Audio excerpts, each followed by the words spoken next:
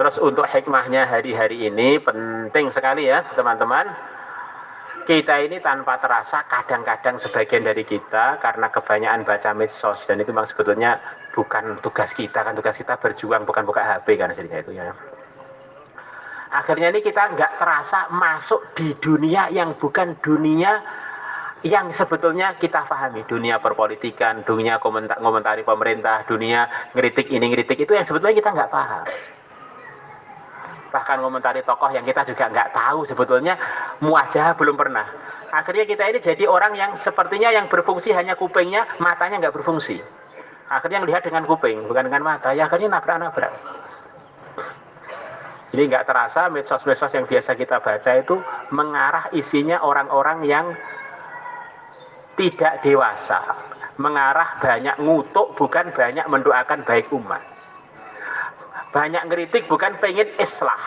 Nah itu kalau kita baca terus kan lama-lama kita terbentuk, akhirnya kita ini jadi bukan seperti mizat 6 sifat lagi ya, sifatnya tambah sifat yang ketujuh, melaknat ya. Sifat yang ketujuh ngarang dewe sebab medsos, sifat yang ketujuh memperbanyak laknat ya. Wos, hancurkan, ini lengserkan, ini hancurkan, ini butakan. Astagfirullah. Jadi ciloko. Ini sudah bukan bahasanya orang tabligh dan bukan bahasanya Sayyidul Anbiya rahmatan lil alamin. Ini penting loh, kita ini kadang-kadang nggak tahu. Dan orang-orang yang kritik-kritik itu secara umum bukanlah mayoritas ahlus sunnah yang di Indonesia. Maka kalau kita ikut grup mereka, sama aja kita mengecilkan perjuangan dakwah kita, perjuangan pesantren kita. Kita nggak mengatakan penguasa-penguasa itu selalu benar, tidak. Tetapi kalau kita ini menjadi pembenci, ya bagaimana kita mau bisa dakwah?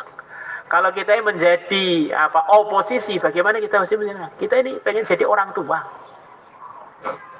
Jadilah orang tua, jangan jadi saingan. Kita jadi masuk jadi saingan, nggak sadar. Bisa lihat kok grup-grupnya Al-Fatah secara umum tuh banyak terkontaminasi komentar-komentar terupanya selepas pilihan presiden 0102 itu. Sampai sekarang itu belum hilang kesannya itu. Banyak yang belum hilang.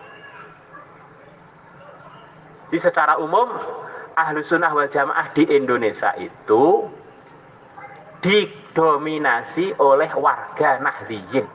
Yang di sanalah terdidik Pondok Al-Fatah, yang di sanalah muncul Kiai Mahmud, di sanalah muncul Kiai Uzair, itu dari didikan warga Nahdliyin. Nah yang dikomentari di medsos itu nggak tahu namanya, katanya warga Nahdliyin yang bagaimana, yang dikomentari rata-rata warga Nahdliyin. Sementara yang dikomentari itu kita nggak pernah melihat langsung orangnya, hanya riwayat dari medsos itu kan secara sanad. Usulul hadis kan nggak diterima, nggak mutasil, sama ndi tuh. Mutasil karo tangan. Ini mutasil Pak, live opot. Kan bisa dititu live-nya itu. Benar kan ya? Jangan sampai terus keluar dari cabang Al-Fatah. Takbir, kanggo ngelawan opo, kanggo ngelawan apa? Ternyata ngelawan konsolidasi yang Ahlus Sunnah. Sementara yang banyak komentar, banyak yang mengarah dia tidak bermadhab. Banyak yang mengarah dia akidahnya bukan Asy'ari. Begitu itu. Jadi kita nggak sadar, jadi ikut grup yang ghairu Ahlus Sunnah, sementara yang kita serang teman kanan kita, walaupun mungkin mereka sebagian ada yang salah.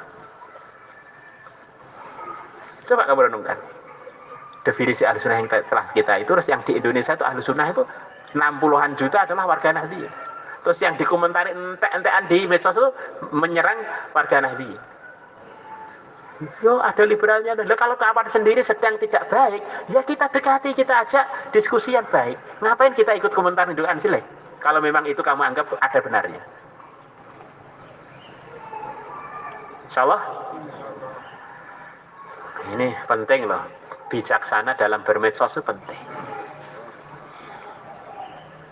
Apalagi santri putri biyo urusan vaksin, urusan apa, yo melok-melok siapa jenenge Mardigu. Nah, ya kan kalian malah nggak tahu ya nyalane ternyata ini. Masih tahuan saya ya. Jadi jangan sampai santri Al-Fatah ada komentar mengenai vaksin. Jangan sampai ada komentar mengenai corona.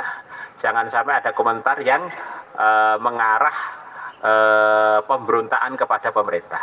Jangan ada mengarah menyalahkan TNI Polri, jangan ada. Itu bukan didikan kita. Mereka semuanya adalah teman muslim kita yang mau kita ajak bareng-bareng masuk surga. Ini prinsip harus jelas. Teman kita yang ada itu loh belum banyak, ngapain kita cari musuh? Gitu loh ya. Teman kita yang ada itu belum banyak, jangan sampai cari musuh. Lu apa sudah besar kan perasaan kamu. Dibandingkan yang lain, yang belum mondok, yang masih di tempat-tempat lain belum banyak. Jangan seperti kata di bawah tempurung, perasaannya sak dunia milik dia, ternyata dia memiliki tempurung tok. Ya. Seperti pura-pura perasaannya